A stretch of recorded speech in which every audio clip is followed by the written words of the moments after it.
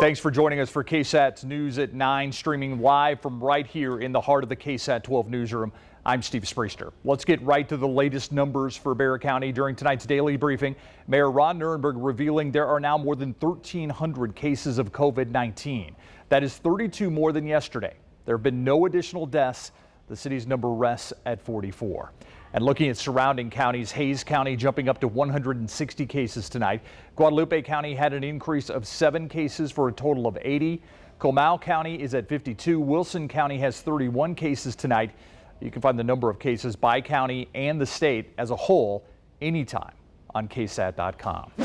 In an effort to begin reopening the state, Governor Greg Abbott has announced reduced restrictions for certain businesses. Starting Friday, retail stores, restaurants, movie theaters, and malls would be allowed to open as long as they maintain only 25% occupancy and follow social distancing guidelines. The Rustic, one of the facilities opening. Safety measures being implemented there include all staff members being required to wear gloves and a mask. The staff will also have someone opening doors at entrances and have removed table menus. Instead, you're going to have to take a picture of a code, which then takes you to the menu. We have a large outdoor space. So because of our giant patio, we can practice safe social distancing measures, spread tables apart, get everybody 6 feet from each other, and make sure that we're operating within the guidelines, but also have enough people in there to where it is fun. Actually, not all businesses are looking to reopen their doors so quickly. Many actually choosing to remain closed. Our Tiffany Huertas met with some local business owners who told her it's because of safety and financial reasons. The 25% is just not worth that risk. The owner of Caparelli's on Main says they will not be opening the dining area on Friday. We would not be able to keep up with the takeout and the dine-in with a full menu. It's impossible. Governor Greg Abbott says businesses can reopen at 25% capacity occupancy on Friday. But Gay Caparelli says financially it doesn't make sense to open the restaurant. I could lose money, absolutely, because I'd have to bring more staff back in here. And right now, I have not been funded by the PPP, which I applied for. Caparelli is not alone. No, we will not be opening on Friday. The restaurant owner of Aldacos in Stone Oak says they used to have 62 employees and the pandemic forced them to cut down to 25 people. There's going to be some training that we need to put in place and that we can be ready so that we can efficiently protect ourselves and our clients as well. These restaurants are not the only ones not opening up on Friday. Alamo Draft House will not be opening up this weekend. A spokesperson released this statement in part, quote, "Opening safely is a very complex project that involves countless new procedures and equipment, all of which require extensive training. This is something we cannot and will not do casually or quickly," end quote. In the meantime, business owners continue to adjust the best way they can during the pandemic. I would just like to see everybody stay safe and healthy, and hopefully this will all come to an end real soon. For the 9, Tiffany Huertas. Several other movie theater chains here in San Antonio have also said they won't be opening immediately, including Santikos, AMC, and Cinemark. You can read their statements and more right now at KSAT.com. Governor Greg Abbott has also given churches the green light to hold services again with restrictions, but some local pastors say they're waiting to see how the reopening of the state and city plays out before they get back to their normal routines. First Baptist Church San Antonio pastor Chris Johnson says he's been in touch with about 40 to 50 different churches around the city. He says he's getting the sense that a lot of them want to wait in case cases spike back up again. He says his church leadership is not in a rush since a lot of members have actually adapted well to the use of online and social media to take part in services. We've had a remarkable turnout from our congregation and all the different ways that we've been meeting online, FaceTime and Zoom, and we're live on KSAT as well. The city's COVID-19 health transition team is asking that congregations wait to have large gatherings again. They say their recommendations are based on localized data, and many churches have chosen to comply. In San Antonio and Austin, science is using creativity to build low-cost ventilators. They can be used around the world. Courtney Friedman explains how an unlikely car part could ultimately help save lives during the COVID-19 pandemic and beyond. About a month ago, local scientists saw the COVID-19 death toll skyrocket in Italy as hospitals there ran out of ventilators. So they came up with an idea for a low-cost version that could be mass-produced. A usual ventilator costs $30,000 approximately, and these new low-cost ambu bag ventilators are costing under $1,000. Ambu bag, short for artificial manual breathing unit, typically used in transport when a patient can't breathe and has to be intubated. Usually, the bags are squeezed by hand to pump air into someone's lungs. But creative minds at UT Health San Antonio and UT Austin School of Engineering changed that. Of all places, they found the answer in a 2016 Toyota Corolla windshield wiper motor. It can run for days continuously and it doesn't heat up. Dr. Mark Feldman, who leads the UT Health San Antonio team, says engineers in Austin attached a wheel to the motor, allowing the device to squeeze the bag like a hand would. We've tried to add back features of a real ventilator. We can change how often the bag is squeezed, how much you squeeze the bag to increase the tidal volume. We can add pressure to keep the lungs open. Another plus, mobility. When you transport a patient around the hospital, you can't take the ventilator with you. And it only weighs about 15 pounds. It's very small, so it could be used in transporting patients around a hospital. Hoping to get FDA approval within a couple weeks, Dr. Feldman says the small ventilators have successfully been tested on large animals. And soon he hopes to safely test them on human patients who are about to be taken off of regular ventilators. This low-cost approach will last long-term. It'll end up in rural hospitals that don't have a big budget and can't afford ventilators. I think they'll end up in the third world where they also cannot afford $30,000 ventilators. The research teams have connected with a Dallas company called Thermotech, which is now trying to raise hundreds of thousands of dollars to mass produce the ventilators for use around the world. For the 9, Courtney Friedman. Turning now to the 9 at 9. Lightning strikes cause a massive fire at an apartment complex. New satellite images show activity at one of Kim Jong-un's personal compounds, and the Tokyo Olympics still very much in jeopardy. Here's tonight's 9 at 9. 2 men recovering after crashing a plane into Canyon Lake. The Comal County Sheriff's Office says the plane was traveling from Midland to New Braunfels before it went down. The pilot and passenger managed to swim to shore and were taken to the hospital. Both are expected to be okay.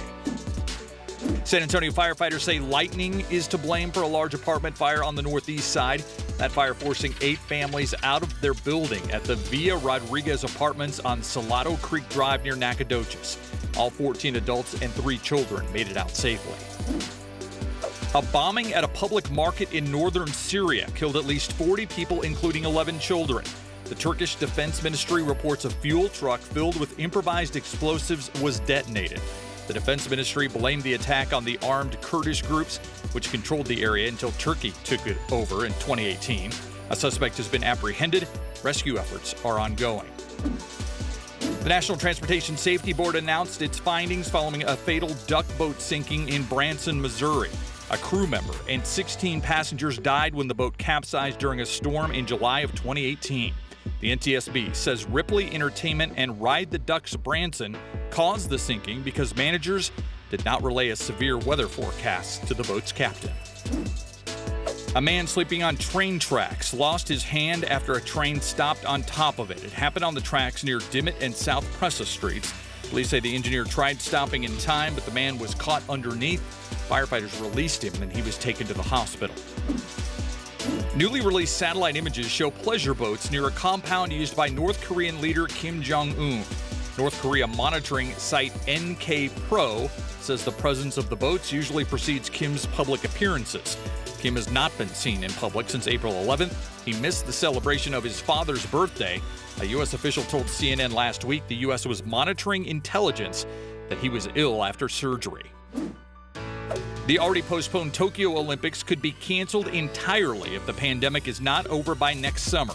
That's a message from the Tokyo 2020 president. Due to the coronavirus outbreak, the Olympics and the Paralympics, set to be held this summer in Tokyo, were rescheduled to begin July 23rd, 2021. Dozens of U.S. service members expected to get Purple Hearts for traumatic brain injuries suffered in a January Iranian missile attack in Iraq. That's according to 3 different U.S. defense officials. The officials described the decision as extremely sensitive because of the attention the issue got after President Trump dismissed the injuries as, quote, not very serious, end quote, when they were first reported. But it became clear that many had traumatic brain injuries after blast waves from the Iranian explosions hit the bunkers they were sheltering in. The hospital ship USNS Comfort will leave New York City this week. The ship was brought in to help the influx of patients in New York and New Jersey due to the coronavirus pandemic. It's set to depart on Thursday. The ship treated both COVID and non-COVID patients. It'll return to Naval Station Norfolk in Virginia, where it will be ready for future COVID-19 operations in support of FEMA. To read more about these stories, head to KSAT.com. Hey everyone, happy Tuesday evening. I hope you had a wonderful day today. Now, moving forward in the weather, we do have the potential for a few thunderstorms early tomorrow morning, but the main area of thunderstorms is likely going to be up near the Dallas-Fort Worth area and for parts of East Texas. But it does look like those areas will be in for a bit of a long night with the potential for severe weather. Now, here in San Antonio, we had a hot day today. I don't know about you, but it was scorching outside. We got up to 92 degrees for the high temperature, but the thing that got me was the humidity. Humidity was very high. We had heat index value in the upper 90s today. Now, the good news is after that cool front moves through tomorrow, we're gonna have low humidity and it'll really end up being a beautiful Wednesday.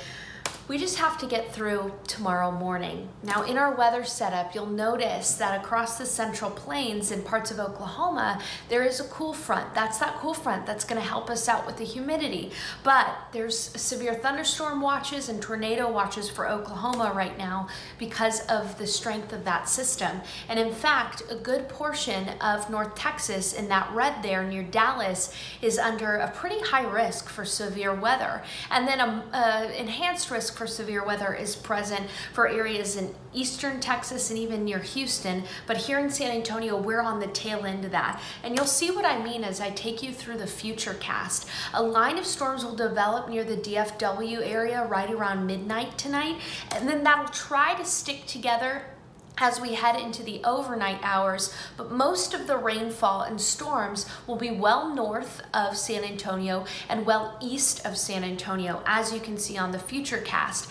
But here in San Antonio, we are going to be on the tail end of that system, so we do have a chance for a few isolated storms early tomorrow morning. We're going to call it about 30% here in San Antonio, and then after that, we'll clear out. It'll be a nice day. So just to recap your Wednesday, in the morning hours, mid-60s, 30% chance for storms. That front will move through and will quickly clear out throughout the day. A high temperature near 86, but the thing you'll notice too, sunshine, but windy. Winds will be from the northeast, gusting up to 30 miles per hour at times. But again, that'll bring in the dry air, and then looking ahead, it'll stay nice and dry with low humidity through Friday with tons of sunshine and comfortable outside. But humidity does make a return by the weekend. Other than tomorrow morning, not really a decent chance for rain in San Antonio's forecast. Hope you have a great evening. Thank you, Sarah. Back in February, the majority of those participating in our Verifax KSAT Rivard Report poll listed crime as their main concern. They wanted our local government to address. But according to the newest poll, that is no longer the case. Crime, according to, our safety officers and what we get at our meetings, is that crime is not a really big issue in Lakeside. Alicia Campbell is the president of the Lakeside Neighborhood Association. The San Antonio Police Department's crime tracker map shows that so far this year there have been less reports of violent crimes in and around her neighborhood compared to some others. Coming up on the Night Beat at 10, we're going to take a closer look at that latest poll result and share what has replaced crime as the top issue for our respondents. Tomorrow night, we'd like you to join us for a virtual town hall where we will discuss the results with the Verifax team, San Antonio Mayor Ron Nirenberg, and Bexar County Judge Nelson Wolff. You can watch the first half on KSAT 12 during the news at 6. Then from 7 to 8, we're going online. You can catch us on our live stream at KSAT.com. Right back with Dr. Ruth Bergeron after this.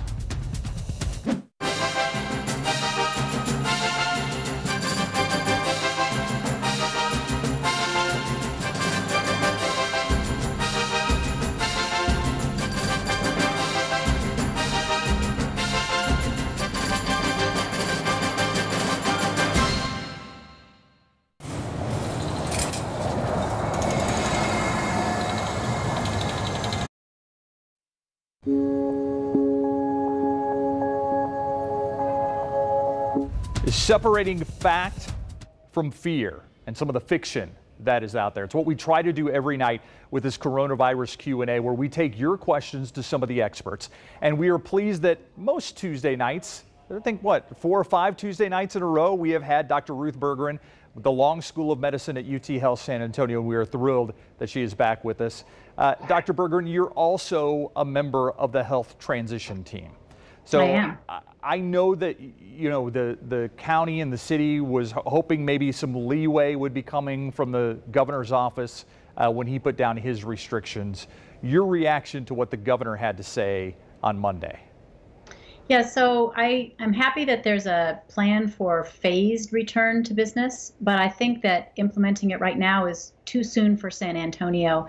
And I say that based not just on the opinion of our health transition team. You know, one of the metrics comes right out of Governor Abbott's recommendations. I mean, he recommended that Texas should have the capacity to test 30,000 people a day. And if you adjust for the population of Bexar County, you know, we should be testing 3,000 people a day here to be safe to open, according to Governor Abbott.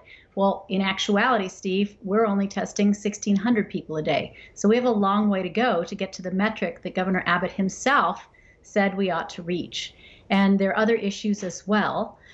We need to be able to contact trace.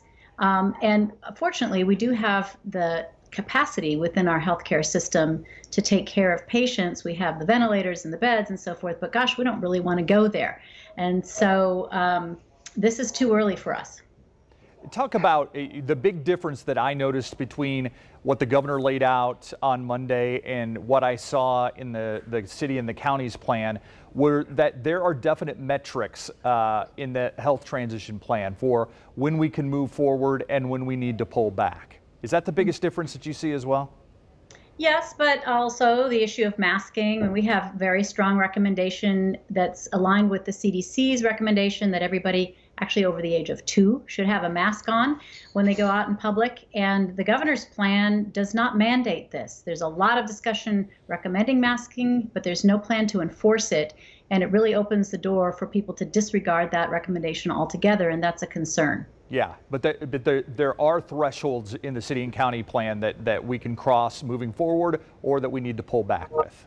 Right, right. And, you know, one of the first ones I didn't mention yet of the 4 that relate to moving forward, I think perhaps one of the most important things is we're supposed to have had a 14-day sustained period of declining cases. That means for a 14-day period, every day there's fewer cases than the day before. And technically, we're at day 3 for that right now. There's a more liberal interpretation. If you just disregard one of the bumps we had recently, you can go back maybe a few more days than that. But we're certainly not at 14 days, and we'd like to be there. And then once we do get started, Steve, there are thresholds for retreating. And those would include things like if we start to see that the percentage of positive cases of the people that are getting tested, the percent that are COVID positive, if that starts rising, that's of great concern. And that would be one of the indicators that would cause us to move back. Of course, overwhelming the healthcare system, running out of PPE, that would be another reason to move backwards. Great. All right, let's get to some of the viewer questions that we have tonight. The first one, how will we truly know when it's safe to go out without our masks and try slowly to get back to our lives again? Right. Tough question. And that's why we have all these metrics, progress indicators, and warning indicators. Right now, it's not safe to go out without your mask on. We still have community transmission. And if we suddenly take off our masks and go outside and interact with each other, we're just going to be back to square one. So, you know, if we can meet these thresholds that we talked about of the sustained decline in cases, the capacity for testing, the capacity for contact tracing, if all of those things are met, then it's going to be safer. And we can move into what we would call on our transition team a phase 2, where businesses are opening at reduced capacity, initially 25 to 30%. And then after a 2 to 4 week period, if everybody's doing well, if we aren't seeing warning indicators, and if people are actually doing what they're supposed to be doing in their business places with social distancing and cleaning environmental surfacing, if that's happening after 2 to 4 weeks, then we expand again to an intermediate level. And then 2 to 4 weeks later, again, if all goes well, we expand to close to full capacity. Great. Next question. I tested positive for the coronavirus and am self-isolated. How do I know when it's safe to come out of isolation? Should I be retested? Okay, so there are really good guidelines for that, and you can find them at cdc.gov. And the guidance would depend on whether you were symptomatic or asymptomatic. So let's imagine that you got tested for whatever reason, maybe because you were a close contact with somebody at work, and you were found to be COVID positive, but you never had any symptoms. How long do you have to stay isolated? The answer is 10 days. However, if you got your COVID test because you had symptoms of COVID, then you need to go home and isolate. You've got to be home for a minimum of 7 days from the time you tested positive. Plus, you have to have had no fever for 72 hours. And your symptoms have to be getting better. They don't have to be all gone, but your symptoms have to be significantly improved. So different standards for coming back to work depending on whether you're symptomatic or asymptomatic with your COVID-19. Great. Next question. Another person. I tested positive for the coronavirus. So far, my husband remains asymptomatic. Should he be tested before returning to work? So he should certainly be quarantined for 14 days. If he wants to get to back to work sooner than that, then he should be tested. But remember, if you're still shedding the virus, your husband is exposed to you every day, and so he could still become symptomatic. So the test for him would really only help if then you are separated and he's no longer exposed to you. But the bottom line is someone who is asymptomatic but is a close contact of someone with known COVID, that person should quarantine for 14 days, and that means quarantining away from the sick person before they go back to work. All right, next question. With some restaurants set to reopen, is it actually safe to take my family out for dinner this weekend? I kind of think this is a judgment call because all restaurants are not created equal. So I'm going to change this one to what should I look for in a restaurant that I'm going out to? What sort of safety measures do you think people should be looking for when they walk in the door of a restaurant? Well, we've already said that, our transition team has looked at these criteria, and San Antonio hasn't met those criteria yet. So we wouldn't say that it's safe. But what you should look for is how well is the restaurant adhering to the guidelines that exist, the safety guidelines. And one thing is there hand sanitizer around? When you walked in the door of that restaurant, first of all, was there a crowd of people? Was there an effort being made to keep people 6 feet apart from one another as they're entering the restaurant? Was there a place to wash your hands or sanitize your hands? When you sat down, how far away were you from the other people? Was your waiter or your host or your hostess wearing a mask? And were the menus disposable? That's one of the guidelines for restaurants, Steve, is that we should not be passing menus from person to person. And ideally, the guests should be remaining masked until it's time to eat. So until they're seated, certainly, all the guests should be masked. Those are some of the basic things you want to be looking for. It's a whole new world we're moving into here. Okay, a question that I had is about some of the things they're seeing in Germany right now. They are very concerned about a second wave, about a return of some of the cases of COVID there. Are you following that? Is that also your concern about what we may see in the United States? Absolutely. Germany has been very proactive about being evidence-based. They're listening to their scientists. And when they relaxed the restriction, they started to see new cases surge. Of course, that can happen here.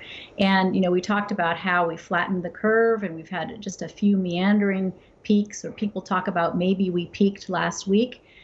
If we relax all our restrictions and we go back to the way we were before, we will have a big surge. And all of these so-called peaks that we've seen will be like little foothills. So we need to be really careful. And we need to know that we're moving into phase 2 for good reasons, and we need to make sure we understand what the guidelines are for staying safe in phase 2. Absolutely. All right, I want to give you the last word like I always do, Dr. Bergeron. What are you going to leave our viewers with tonight?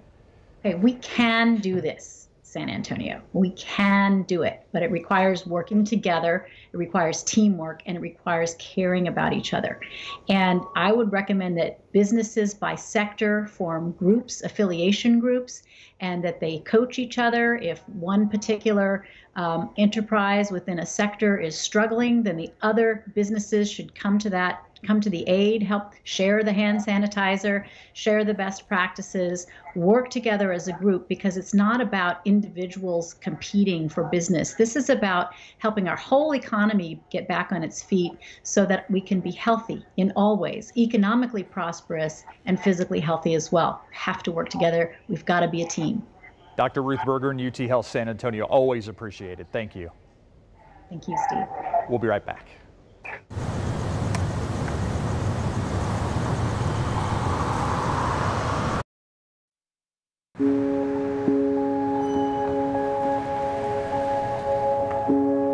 Emergencies can happen anytime, and the aftermath could be costly if you haven't saved enough money to cover your finances.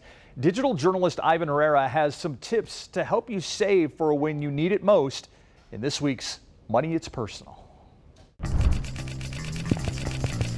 Saving for emergencies feels hard when bills are piling up in the mailbox, but it can save you a lot of headache in the long run if you're financially prepared. The Consumer Financial Protection Bureau is providing some tips to help you put away even small amounts of money that can help make a big impact over time. First, start putting aside what you can to help cover common emergencies such as a broken motor or a trip to the hospital, which could become a costly debt if you're not prepared. The CFPB says you should prioritize a dedicated savings account for these types of emergencies as one of your top savings goals. Next, you should set up some guidelines for how you can use your emergency savings fund. Determine what you think is an emergency and don't be afraid to use your money. But you should remember to rebuild the savings account you withdrew money from. And if you want to make saving even easier for yourself, set up automatic reoccurring transfers at a rate that works with your paycheck. These transfers from your checking to your savings can happen as frequently as every week. The CFPB also recommends putting in any extra money you have into savings to help you during trying times. Lastly, you can use your tax refund check to help you reach your financial goals. You can make a plan to allocate a portion of those funds to go into your savings account. For the 9, Ivan Herrera. Here's a look at some of today's top stories. The Texas Supreme Court extending the moratorium on eviction procedures until May 18th, offering a few more weeks of relief to renters who now found themselves without a job. The federal government has also halted evictions until August 23rd for properties covered by federally backed mortgages. In just a 5-week span during March and April, well over 1 million Texans applied for unemployment insurance.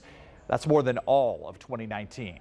The U.S. House of Representatives reversed course today and has decided not to come back to Washington next week.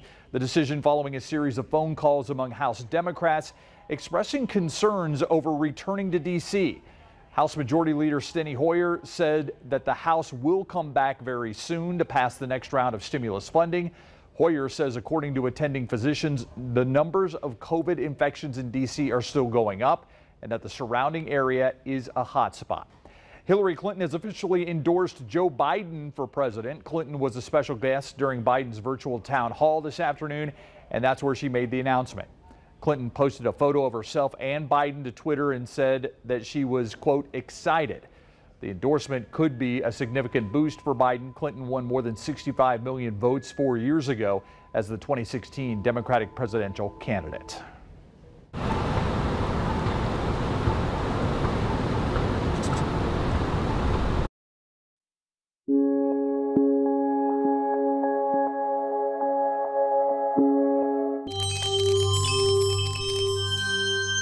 Hey, what's up guys? Time to check out some stories that are trending tonight on KSAT.com. And we start with fall fiesta plans. I know that is still kind of weird to say, but here we are and we are getting excited for fall fiesta. So Texas A&M University San Antonio just announced today that Kevin Fowler, country star Kevin Fowler, will be the headliner for their Festival de Cascarones event, which is taking place on November 15th. So pretty cool stuff there. Kevin Fowler making his way back to the San Antonio area. So they made this announcement earlier today on Facebook Live. And they also have a message that Kevin Fowler sent, a personal message that he sent to everyone, just hoping everyone stays safe. And they also announced that they have some winners of the Golden Egg Scholarship Contest on there. So pretty cool name for a scholarship contest, I gotta say. The Golden Egg, I like that. Texas A&M University San Antonio, doing it big. If you want more information on this story and Kevin Fowler's appearance and that scholarship for students, go to our website, KSAT.com. All right, moving on. We have seen a lot of pretty cool, kind of creative things during this whole quarantine period. Well, a Florida mom created a Disney-inspired sidewalk art that is really, really cool, and it is super detailed. I mean, if you go through this list, we have a artwork of Olaf, where Olaf is saying everything will be okay. So these also have like inspirational Disney messages. One is of Dory that says just keep swimming, pretty cool there. And some pretty kind of humorous ones. Rapunzel saying, oh, you're tired of social distancing? Well, yeah, that's cute, pretty cool there. And we also have Sebastian from Little Mermaid.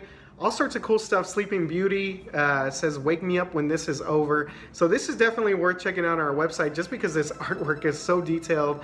Again, it is sidewalk art that is out there in Florida. Pretty cool stuff by this mom, and definitely worth you checking out.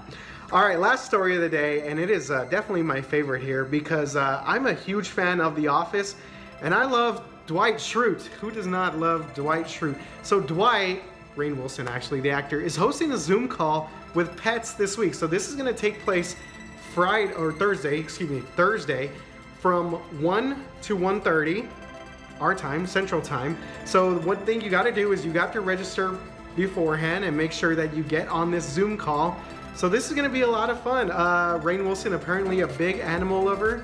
And here's my special guest now. You can see, maybe we'll make an appearance on there. Check out my dog, Chloe. She looks kind of freaked out by everything. Okay, so I'm putting Chloe back. But if you want more information on this, head over to KSAT.com. Again, this sounds pretty cool. Dwight from The Office is hosting a Zoom call with pets. This is Quarantine Life 2020. You gotta love it. So that's it for Trending. I'm RJ. Have a good night, everybody. Stay safe and be healthy. Bye.